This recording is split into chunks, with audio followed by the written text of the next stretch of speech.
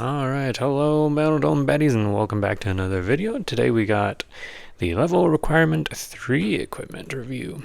So, how good are they going to be on turn 3 when you play it? Turn 6, turn 8? I don't know. Let's go over that. There are 8 from the main set that you can choose from, and all of the activated effects are once per turn. And if any of them have the line of text that say when revealed you may play this, or when this is sent from your inventory or deck to the discard you may play this, you need to have that many or more code stones attached to meet the level requirement of the equipment with that ability.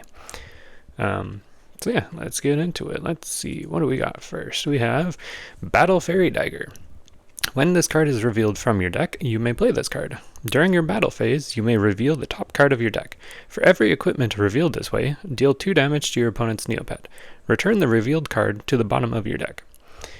So, as almost with every single card, it is a may effect. You don't need to use the ability, or play it when you reveal it. So you may play it on reveal. The card text is future-proofed for cards that affect how many are revealed at once, because it does specify for every equipment revealed this way, even though the Battle Fairy Dagger only reveals 1 equipment. However, the very last line of text says return the revealed card instead of cards. So, yeah. Anyways, it's a source of repeatable direct damage, which is very, very good. And this is like the most important card in the Battle Fairy equipment deck. So, 5 stars. Very, very good. Next up, we have Blue Scorchstone. During your opponent's battle phase, while calculating damage, you may send this equipped card to your discard, reduce the damage taken this battle by 3. So it's a may effect, you don't need to use it, and if you wanted to use this, you would use this after the agility rerolls, but before you actually deal the damage. Since it says reduce the damage taken this battle by 3, you can technically reduce 0, 1, 2, or 3 damage from the battle attack dice only. This does not affect cards that deal damage during the battle phase, for example, the Battle Fairy Dagger. So that's what this battle on the card text means. This can prevent the damage from critical strikes, and this is a very control style card. So I am going to give it 3 stars. It is probably the most useful Scorch Stone at the moment, in my opinion. But overall, again, I don't really think defense or control is super good at the moment. And if you are playing control, you probably are only going to include, like, at most 1 or 2 copies of a Scorch Stone in your deck. Moving on, we have Duelist Dagger. During your battle phase, you may roll 1 die. On a success, deal 1 damage to your opponent's Neopet. This is a may effect, you don't need to use it, and it is quite literally a 50% chance to deal 1 direct damage. However, it is repeatable, which is very good, and it is strictly worse than Nova Blade. We will get to that later, because that Nova Blade is also a level requirement 3 equipment piece. And I am going to give this card 0 stars because of that. It's probably going to be one of the very, very, very few 0 star cards, but why would you play this if there's a card that is exactly like this but better for the exact same cost? So if you're like a super needing equipment for your Battle Fairy deck, you could play this and activate the effect and then get rid of it, replace it with something else, that sort of thing. But yeah, overall, no, don't use this. Next up, we have Judora's Bewitched Ring. When this card is sent from your inventory or deck to your discard, you may play this card. Gain 2 defense. That is the static ability. During your opponent's battle phase, you may send this card to your discard. Gain 4 defense this turn.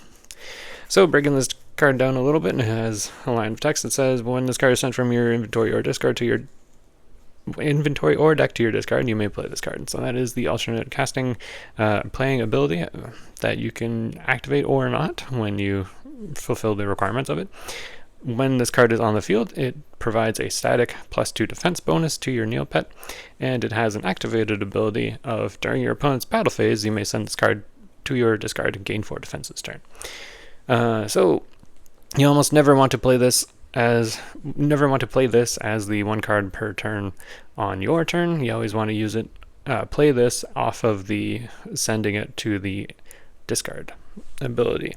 If you use the activated effect on the bottom, like the last half of the card text, you will gain +4 defense, but it will remove the +2 static defense that it was providing you. So it will provide +4 defense for that opponent's attack only, and it does not give +6 defense for that battle. It does not stack with the +2 defense because the ring is no longer on the battle or in the Battledome. This is very good in a control and defensive style deck, so I'll give it 4 stars. It's probably maybe, yeah, I think I want to say it is a 1 of in a control deck, but you maybe want to run 2. I don't know. Just having 4 defense is pretty good for 1 turn, but like you could play a Scorchstone, like for example the blue one, if you're concerned about like preventing damage, as that actually will block critical attacks. So I don't know.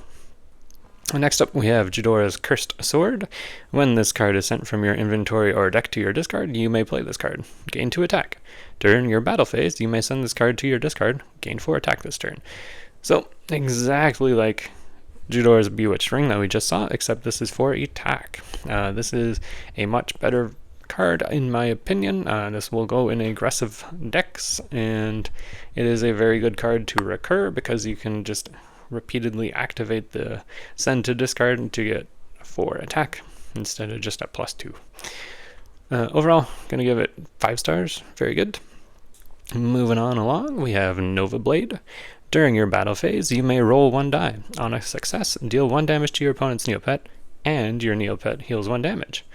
So exactly like Duelist Dagger, except it will also heal your Neopet for 1 damage on a success and deal the 1 damage. So Duelist Dagger plus. So this is a 2-point life swing as opposed to the Duelist Dagger 1-point life swing. And it is very good. Repeatable sources of healing are very few and far between. It's pretty much the Nova Blades and the Amulet of Chaos, if I'm not mistaken. And the other sources of healing are only from potions, which are a one-shot 50-50 to work. So this is a very, very strong level 3 requirement card. Moving on along, we have Shield of Reflection. During your opponent's battle phase, while calculating damage, for every critical success you rolled during this battle, deal 1 damage to your opponent's Neopet. This is not a May effect. You need to use this. So the way that this works is your opponent will deal damage to you first, as they are the active player that has priority.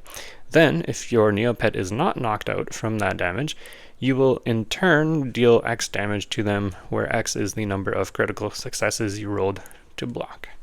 Or, yeah, I guess it's technically a critical success, but it's not considered a critical block. So yeah, for every 6 you roll on the defense of your opponent's turn, you will deal that many, or 1 damage for every 6. This is a repeatable source of damage on your opponent's turn, which is rather unique, and it is extremely good in the high defense and agility decks. One thing to note, you may choose to reroll a successful block to try to get a 6 if you have the agility in order to do so. However, that might just remove you blocking 1 damage and you take 1 damage instead. So yeah, it's a pretty cool effect. 5 out of 5 stars. Like if you put this in a Starry Jub deck, you're probably rolling 7 defense dice, if I remember correctly. That is his defense value. So that is a pretty good source of 1 to 4 damage on average. So yeah, it's pretty cool. Pretty cool. Next up, we have Tangle Net Gun. During your battle phase, you may roll 1 die. On a success, your opponent's Neopet's agility becomes 0 until the end of their next turn. So, this is a May effect, you don't need to use it, and the total agility becomes 0 for the entire duration of the effect. So, if your opponent adds any agility after this effect has resolved, for example, they attach an agility codestone or they play Starry Hot Dog, any source of adding to their agility will not change the agility value. It will remain 0 until the end of their next turn. So this card is like potentially actually extremely good. You would want to use this in a very aggressive deck. So let's hypothetically run through an attack. You have a red Eerie in play with 2 attack code stones and 1 agility code stones, so that would put him at 8 attack and 3 agility if I remember correctly.